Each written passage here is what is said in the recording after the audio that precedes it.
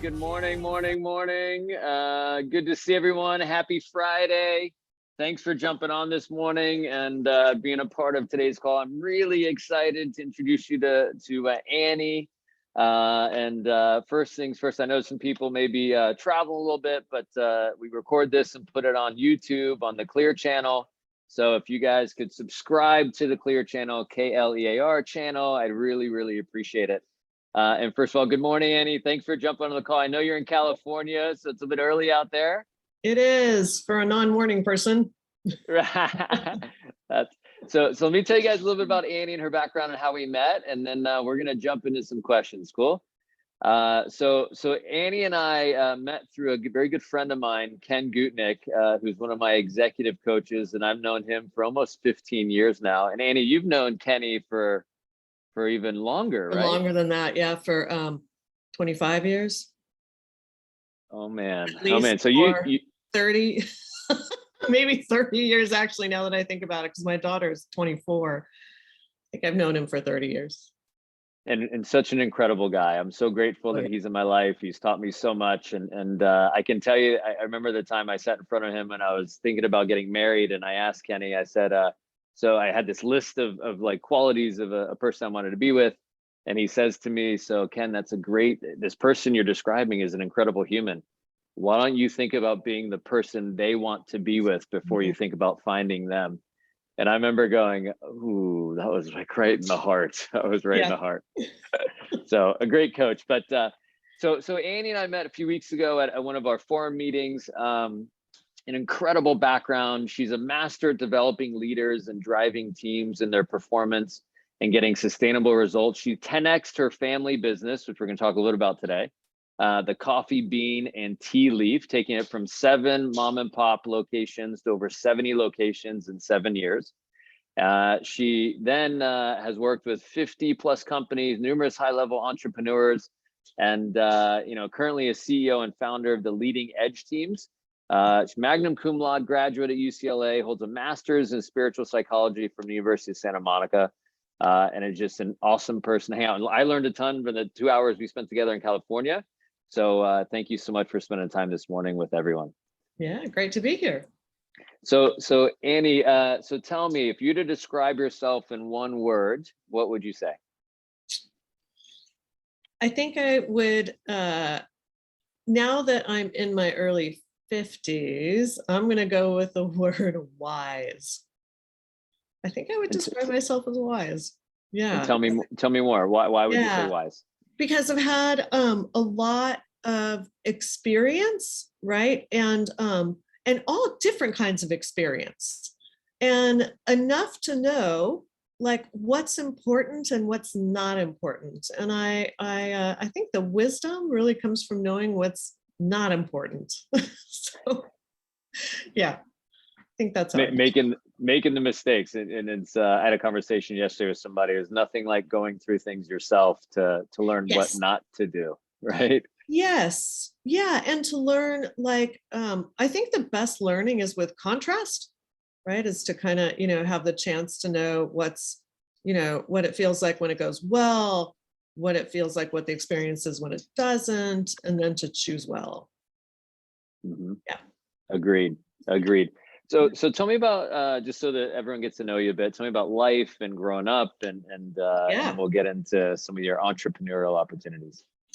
Yeah. So let's see. So life, oh gosh, I am, I never considered myself to be an entrepreneur, but now I really am one, just like the entrepreneurs that I teach, because I came into a family business, right? So my parents started the coffee bean and tea leaf in the 60s, right before I was born, actually.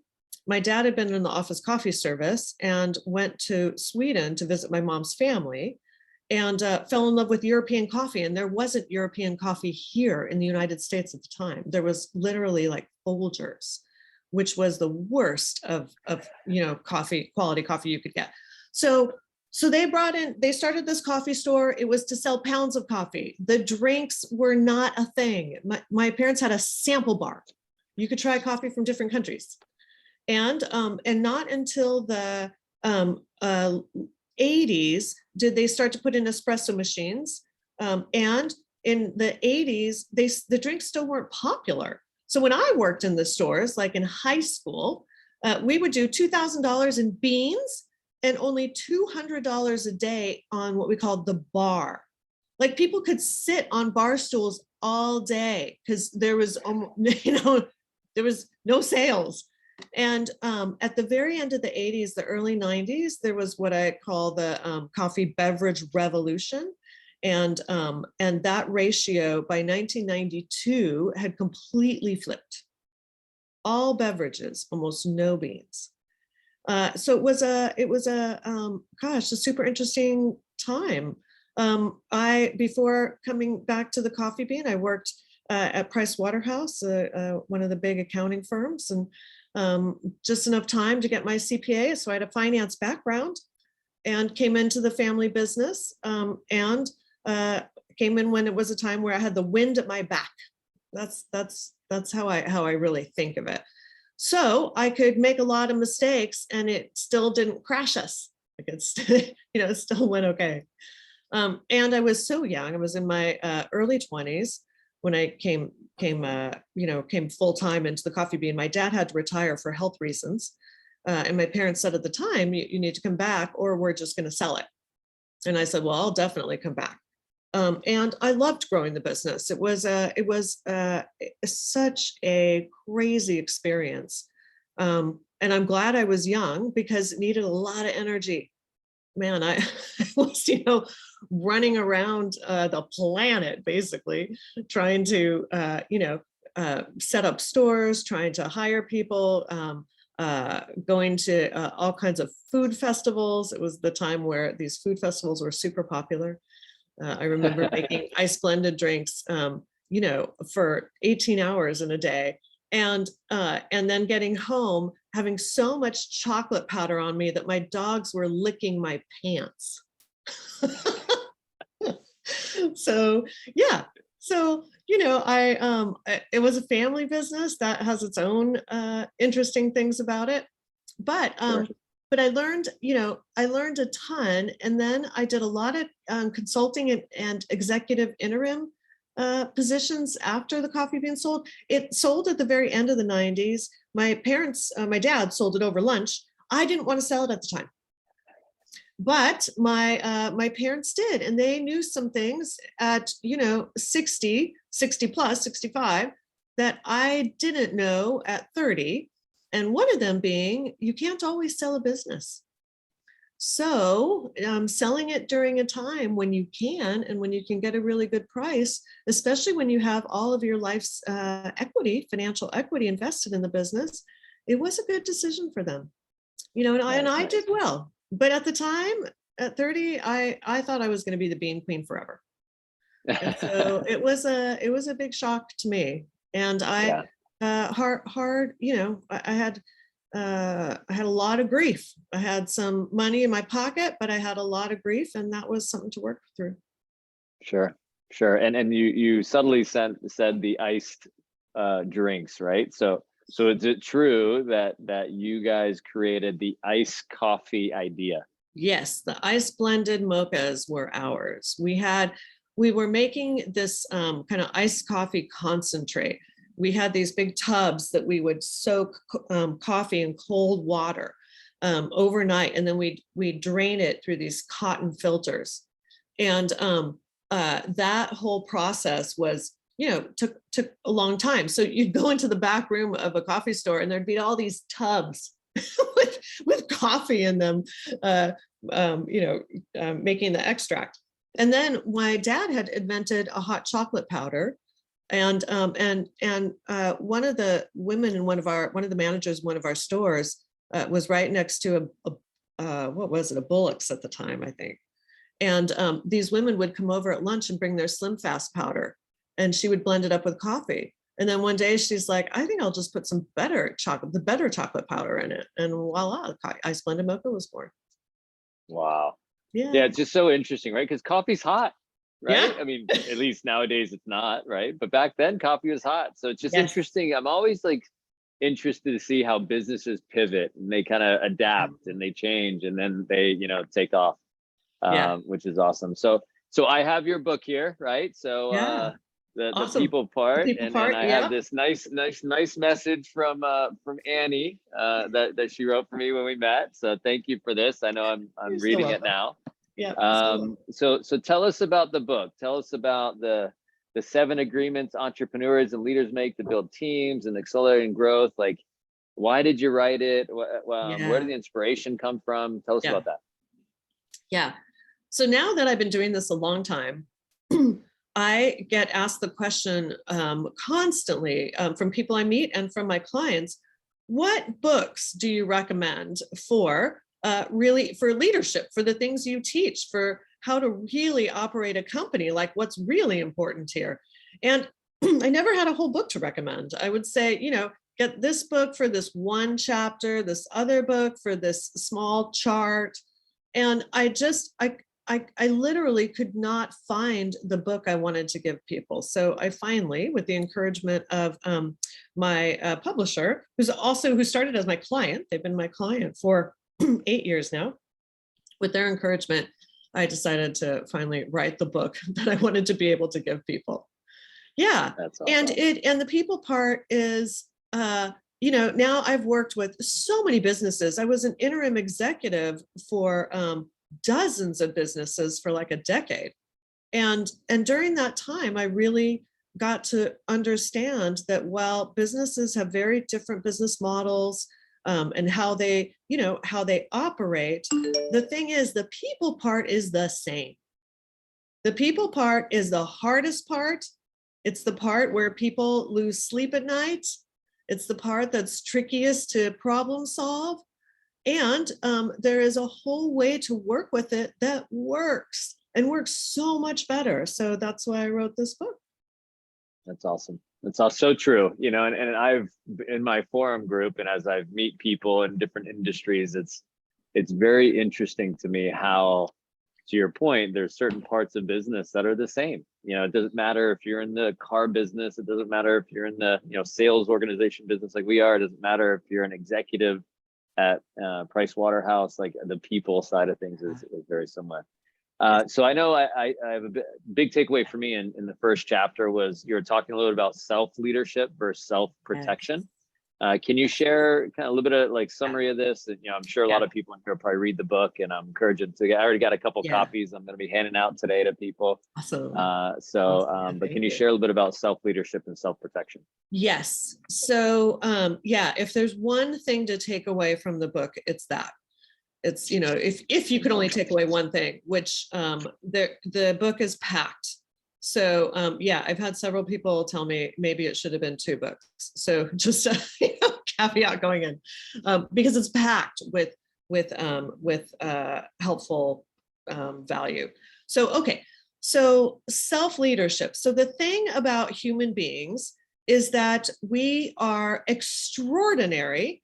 We are still so much better than computers, than AI, because we have this frontal lobe part.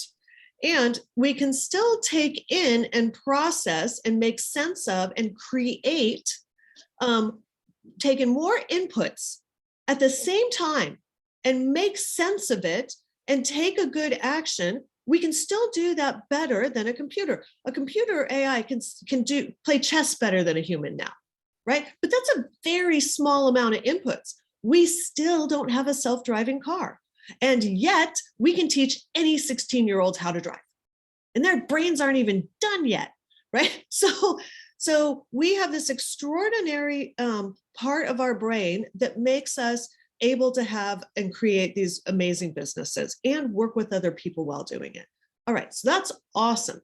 Okay, we also, and this part of our brain is awesome and weak.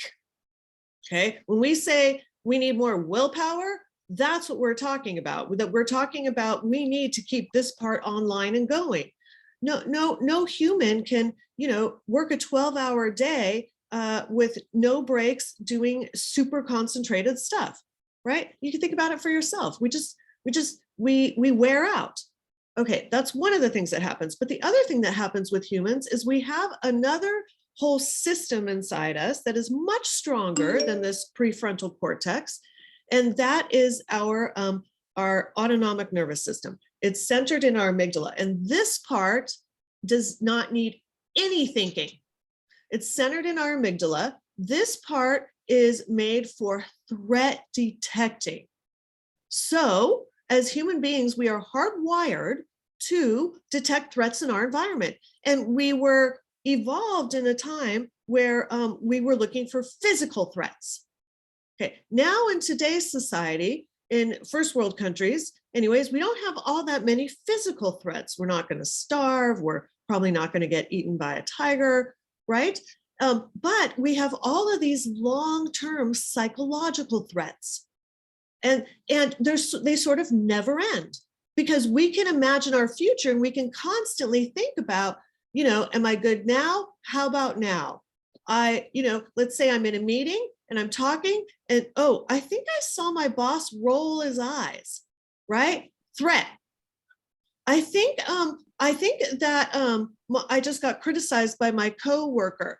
Threat. I think that they're going to choose somebody else for this project. Another threat, right? We constantly are scanning. It's something we cannot turn off. It takes zero energy. We cannot turn off. How I think of it is like, you can't not smell smoke. You're going to smell smoke. And then you have to quickly decide, am I in a theater and I should not be smelling smoke? Or am I outside? Yeah, am I at a barbecue where it's fine? And because humans are so good at what we do, this threat detecting part is automatic, and it's meant to kind of spin us up or shut us down. We all have different ways of coping with stress. There's a few ways that I think are very common. You're somebody that either gets very confrontive and engaged, or you're somebody that can avoid or please. And you will go to do those self-protective thoughts and behaviors before you can think about it. They will take you over. They're meant to take you over. And there's not a human on the planet who hasn't had the experience of getting so upset about something that they cannot control their behavior. I think the Will Smith incident is a perfect example of that, right? And we're designed that way. Like that wasn't a mistake. It's like, that was how we survived for so long. But now it doesn't work. In fact, now when we have those thoughts and behaviors that are very self-protective, now we lose our thinking. We literally have no blood flow to this place when we are in when we're triggered. When we're triggered, our blood flow goes to our biggest muscles. Our blood flow goes to our thighs. That's where you get the most blood when you see somebody roll their eyes, right? When you are thinking, wait a minute, am I okay now? And when we're in self-protection, we are completely self-absorbed. We can no longer think of the business. So everyone here can think about themselves. How good is your thinking? How productive are you when maybe you've had a rough morning with your kids? Maybe you had an argument with a spouse. Maybe somebody sent you a snarky email and you opened it right when you got in the office, right? Like, how many people just sit there and spin for a while, right? Just kind of like, for me, if I got that email, I'd be like typing for hours trying to get the perfect reply. And that is not productive whatsoever. It's counterproductive. And yet it needs no energy. It's like, that part is self-driving. Like, so we need to learn how to regulate that part, how to work with that part of us that gets triggered so easily, and first notice when we go to those self-protective thoughts and behaviors, and then learn to regulate those emotions so we can get back to the good part of us, back to the part where we show up well. And now when you think about, think about people you've worked with, or even that you just have relationships with, and the most difficult people to work with are the ones who are most self-protective. meaning they stay in a place of blame or criticism or giving excuses or rationalizing things or even self-blame. Or they could be an avoider. I'm most often I'm an avoider. So it's like when I'm stressed, you won't find me. I will not answer texts, emails, like I'm down for the count, right? So, and none of that is productive. And so we've got to learn for ourselves how to do better, and for our teams how to do better. And some people that cannot stay in a good place. And when I say stay in a good place, I mean under stress and pressure, because it's easy to be in a good place when there is no stress or pressure. But if you're in business, you chose something with stress and pressure. I think of business owners and business leaders, they're like storm chasers. They go into the stress, right? So, so we need to learn to do better with that. Okay, so that was a long answer, but. Yeah, no, and listen, obviously, if you want to learn a lot more of that concept, it's definitely in the book. And to your point, that was a big takeaway for me right off the bat in that first chapter. And then the other thing in that chapter, maybe the next one, it talked about the power of the pause. And I think it kind of helps. That power of the pause has a way of, you're in that, kind of bouncing between the protection and kind of where you are, how to kind of get back on track. So you mind giving your 2 cents about the power of the pause and how that can help? Totally. Yeah. Okay. So the opposite of self-protection is self-leadership, and self-leadership meaning I'm in control of me. I have my wits about me. My emotion is not running my thoughts and behaviors. I can still have emotion. Okay. But I will have the emotion, and I will have that. It's like we've all had that moment where you're doing something, you're in something, and you still have like this second me going like, that's so interesting that I'm doing this right now, right? Like you have a second you that can kind of see you almost from the outside while you're doing something. Okay, why we want you to pause is because you need that split seconds to really get a chance to have that part kind of catch up. To have that part be like, oh, wait a minute, I'm really defensive here. Okay, this won't go well. Defensiveness is the same as blame. It's like when you're defensive, you're basically saying, well, it's not me. And if it's not you, who is it? Right? It's either somebody else or the situation. And blame is not helpful whatsoever. It leaves everybody else in a self-protective place. Blame also kind of says, I don't really care about how this goes for you. I only care about how this goes for me. It wasn't me. So when we're in those places, we want to learn how to give ourselves a chance to catch up. And that means to pause, to stop whatever we're doing. If you're talking, stop talking. If you are typing on your keyboard away, stop typing. Change your state. Get up. If you are literally sitting in front of the TV because you decided that now is a good time to binge a whole series, like that's the time to get up and walk around the block. Change your state. Pause. Give yourself a chance to regulate and get back to the good part of your brain. That's awesome. It's interesting.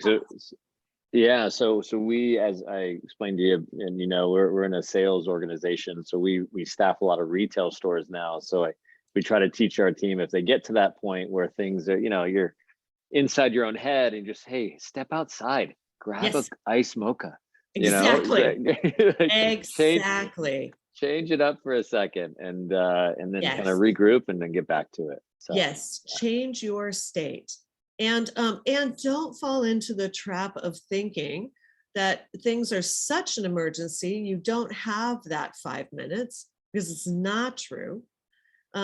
Or that somehow you're good enough to do this well. Okay, you're not. And if you want to have a sense of how decision making works when you're not in a good place, think of some people close to you, right? Like, how good is their thinking and decision making when they're in a bad place? It's terrible, terrible. So remember that. Yep, absolutely. So, and obviously, and besides writing the book, you've had a chance to, coach and mentor a lot of entrepreneurs, a lot of business leaders. What have you learned maybe about yourself and about, leadership in general through those experiences? Yeah. Oh my gosh. Yeah. So much. I think the biggest thing I've learned is that uh, I'm I think I've been an achievement junkie my whole life, right? Like I set out to get goals and I want to get them. Like that's what motivates me. That's what gives me a lot of juice is achieving goals. Okay. So the thing is that if I put my self-worth into achieving those goals, I'm in a bad place is the second things aren't going well. The second things aren't going well. And because I find that all high achievers are good at getting things to go well, we have this illusion, we have this false belief that somehow we are way more in control of things going well than we actually are. Right? Like one of the reasons I say that I had a lot of wind at my back in Coffee Bean is because if I had been 2 decades earlier, there's no way I could have started a beverage revolution, right? I didn't start the beverage revolution. Starbucks started the beverage revolution, frankly. They had a ton of money. They advertised and taught people how to drink fancy beverages, Italian beverages with funny names. We couldn't do that. We were small. So we got that advantage for us. Okay. So instead, what I think is just so important and what I would like entrepreneurs to learn a lot sooner is what you really need is to learn to be okay no matter how things turn out. To be okay with it, to take every situation as like, this is such an interesting journey. What can I learn from this? And to trust that as long as I keep taking the steps forward, keep taking the baby steps forward, it's going to be fine. It's like you can't help but be successful as long as you keep taking those steps forward and you don't quit. Right? You don't fall into self-protection. You don't go down into the spiral. You'll see in the book, I think of it as a spiral, like going down the drain. As long as you don't stay there, you're going to succeed. So it's way more about staying in a good place while you're weathering storms, right? It's like you don't get perfect weather. So you have to learn how to, if you were a skier, you have to learn how to ski in sleet and snow and freezing wind. And sometimes you get perfect snow and perfect conditions and a sunny day, but lots of times you don't. But if you're a good skier, you still like skiing. Right. So interesting. When you said that, it makes a lot of sense. My family and I go out to Utah yearly to Park City and Canyon Resort. And, 2 years ago, or no, a year ago, right after the pandemic, went out and we got literally 4 feet of snow the 2 days before we got there. Wow. And so we had 20 like powder, like I've never seen it before, blue skies. It was the best snowboarding skiing we've ever had. Yeah. And then this year we went out completely opposite. Yeah. The weather didn't cooperate. Yeah. But we enjoy it. We love it. Yeah, you still have to enjoy it. Yeah, totally. Yeah. And obviously we're coming up on the time, and thank you again so much for spending it with us this morning. Lastly, obviously being an entrepreneur, being in business is not necessarily the easy route. There's it's a bit of a risky route. You got to bet on yourself. You have, to your point, industries, controllables, uncontrollables. What do you appreciate most about this, path for you and your family? Oh yeah. Oh my gosh. It's the two things. One, It's the learning. But I think that's my, that's the, if there's one thing that drives me even more than achievement, it's learning, right? Like I could be like a professional workshop attender. just and just just learn stuff all day long, and if I didn't have such a passion for applying it and figuring out how to get it to work even better, so learning stuff is just huge for me. And what I really love about business, about entrepreneurship in particular, is the people part. Like, I love to be in relationship when we're working together to make something happen. It's so much better than going alone. It just is. And with a team, you can do so much more, right? It's like doing things all by yourself. First of all, it gets lonely. And second of all, you can't achieve all that much. You can't. You need people around you, and not just to do stuff, to think, to create, to collaborate with each other to come up with better ideas, to put two and two together. It's like each of us as a human being has a pretty narrow perspective. Like, we all have our own experiences and ways of seeing things and our own types of intelligence. But when you put a bunch of us together, that's when the extraordinary stuff happens, right? Absolutely. Like, even for the entrepreneurs that you might think of as like, solo people who are just so smart, they made everything happen themselves. It's not true. Like Elon Musk, by the way, my daughter's boyfriend worked for him for a while, and he does very little. Like, I mean, he does a lot, but as far as like inside Tesla, he does a teeny tiny bit. Yeah, and he has extraordinary people. Yeah, I heard a saying one time: if you want to go fast, you go alone. If you want to go far, go with a group of great people. Exactly. Yeah, and it's another thing I heard recently was, if you show me your network, you're going to show me your net worth. Yes. Just about the people you surround yourself with that are all going to the same place. So totally. I read, for basketball players, my husband sent me an article about Steph Curry and his team, and how there are a bunch of people on the Warriors team that literally say, I want to be on Steph Curry's team my whole life, my whole career.